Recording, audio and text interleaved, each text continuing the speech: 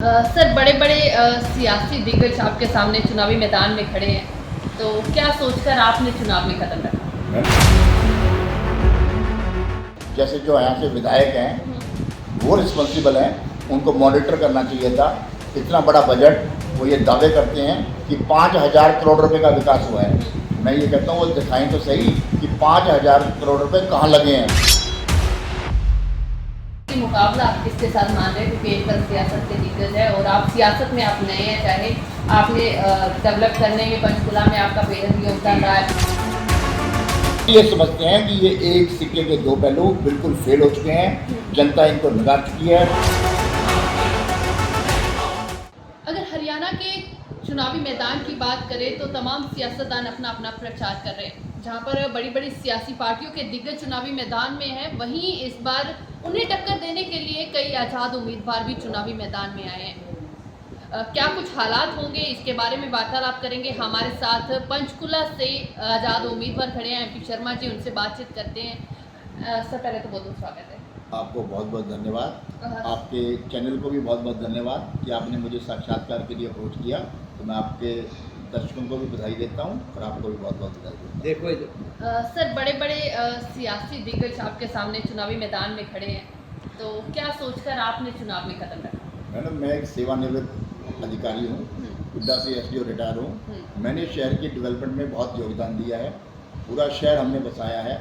और जब तक पूरा शहर हरियाणा शहरी विकास प्राधिकरण के पास था, शहर बहुत सुंदर था। जब से नगर निगम बना, शहर की बहुत दुर्दशा हो चुकी है। सड़कें टूटी पड़ी हैं, रोड पर पे घास खड़ी है, वाटर सप्लाई पूरा पानी नहीं छटता 3 मीटर तक, और सारा ड्रेनेज बंद पड़ा है। जब बारिश आ जाए तो शहर में 5-5 फुट पानी आ जाता है। पानी 19 सेक्टर में घरों में चला गया, इंडस्ट्री एरिया में पानी इंडस्ट्रियों में आ गया। ऐसी बुरी हालत हो गई है, कूड़े के ढेर लगे हैं। और आपका जो डंपिंग ग्राउंड है वो शिफ्ट नहीं हो रहा, जबकि रेजिडेंशियल एरिया में बना हुआ है। 25, 26, 27 के सेक्टर के लोगों को बहुत तकलीफ है डंपिंग ग्राउंड बनने से। और आपके जितने भी ये बड़े बड़े पार्क्स हैं, ग्रीन बेल्ट्स हैं, ये बिल्कुल साफ़ सुथरी नहीं है। बड़े बड़े घास खड़े हैं, झाड़ियाँ खड़ी हैं, भांग खड़ी है, और बच्चों में नशे की आदत पड़ी हुई है। सीनियर सिटीजन की कोई सुरक्षा की व्यवस्था नहीं है। मैं ये कहूँ कि शहर गुल्ला चिक्का से भी बदतर हो गया है, या एक छोटे शहर से भी बदतर हो गया है, तो कोई अतिशयोक्ति नहीं होगी।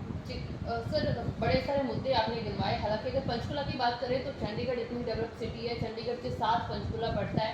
तो अगर ट्राई सिटी में हम बात करते हैं तो अक्सर ये होता है कि साथ में सिटी आखिरकार डेवलप होनी चाहिए, परंतु आपने जितने मुद्दे गिनवाए, जिस तरीके की दशा आपने बताई है, आप रिस्पॉन्सिबल किसे मानते हैं? क्योंकि समय समय पर अलग अलग पार्टियों की सरकारें रही। देखिए, प्रशासन रिस्पॉन्सिबल है, और जो हमारे पब्लिक रिप्रेजेंटेटिव हैं, जैसे जो यहाँ से विधायक हैं वो रिस्पॉन्सिबल हैं, उनको मॉनिटर करना चाहिए था। इतना बड़ा बजट वो ये दावे करते हैं कि 5,000 करोड़ रुपए का विकास हुआ है। मैं ये कहता हूँ वो दिखाएं तो सही कि 5,000 करोड़ रुपए कहाँ लगे हैं। अगर 5,000 करोड़ रुपए लगे होते तो शहर शीशे की तरह, सोने की तरह चमकता, जबकि इतनी गंदगी भरी पड़ी है। और इतनी मैंने कितनी आपको दिक्कतें गिनवाई हैं। शहर का बहुत बुरा हाल है, शहर का विकास होना चाहिए था। मैं एजुकेशन सिटी की बात करूं, शहर में एजुकेशन सिटी चंडीकोटला में है, एक भी यूनिवर्सिटी शहर में नहीं है, कोई टेक्निकल यूनिवर्सिटी नहीं है, बिजनेस स्कूल नहीं है। मैं हेल्थ हब की बात करूं तो जितनी भी डिस्पेंसरियां हैं उनमें या तो डॉक्टर नहीं है, मेडिसिन नहीं है, या उनके औजार नहीं है, ठीक है ना जी। और कोई भी बहुत बड़ा हॉस्पिटल नहीं है। 10 साल में एक हॉस्पिटल का नींव पत्थर रखा है, पता नहीं वो कब बनेगा। मैं इस शहर को एजुकेशन हब, हेल्थ हब और इंडस्ट्रियल हब, जो आपका बरवाला का एरिया है, जो आपका रायपुर रानी का एरिया है, नारायणगढ़ का एरिया, बहुत बड़े इंडस्ट्रियल हब के तौर पे डेवलप करना चाहता हूँ, ताकि स्वदेशी कंपनियाँ आएँ, हमारे बच्चों को रोजगार मिले। और जब एजुकेशन हब बनेगा तो यूनिवर्सिटी बनेगी, टेक्निकल यूनिवर्सिटी बनेंगे, इंजीनियरिंग कॉलेज बनेंगे, बिजनेस स्कूल बनेंगे, हमारे बच्चों को एजुकेशन मिलेगी, बच्चों को बहुत बड़ा रोजगार मिलेगा। और इंडस्ट्रियल के आने से भी बहुत बड़ा रोजगार मिलेगा।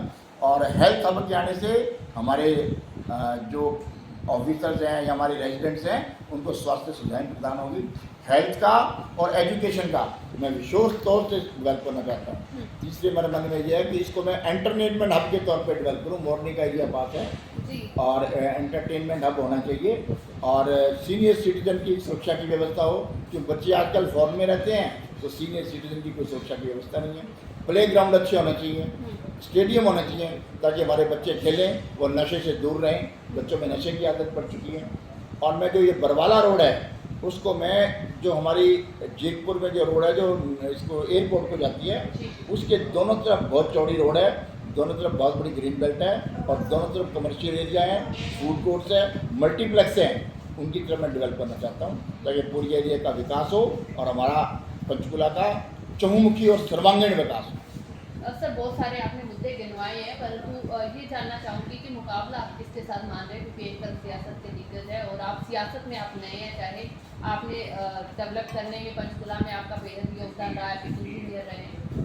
मैडम मैं आपको ये कहना चाहता हूँ कि पंचकुला में बहुत ही बुद्धिजीवी और बहुत ही इंटेलेक्चुअल क्लास रहती है, बहुत पढ़े लिखे लोग रहते हैं। यहाँ आईएएस ऑफिसर हैं, आईपीएस ऑफिसर हैं, फॉरेस्ट ऑफिसर हैं, इंजीनियर्स हैं, चार्टर्ड अकाउंटेंट्स हैं, सीनियर एडवोकेट्स हैं, डॉक्टर्स हैं और भी बिजनेस क्लास है, इंडस्ट्रियलिस्ट हैं, हमारे झुग्गी झोंपड़ी वाले भाई हैं, हमारे एम्प्लॉई भाई हैं। सब ये समझते हैं कि ये एक सिक्के के दो पहलू बिल्कुल फेल हो चुके हैं, जनता इनको नकार चुकी है।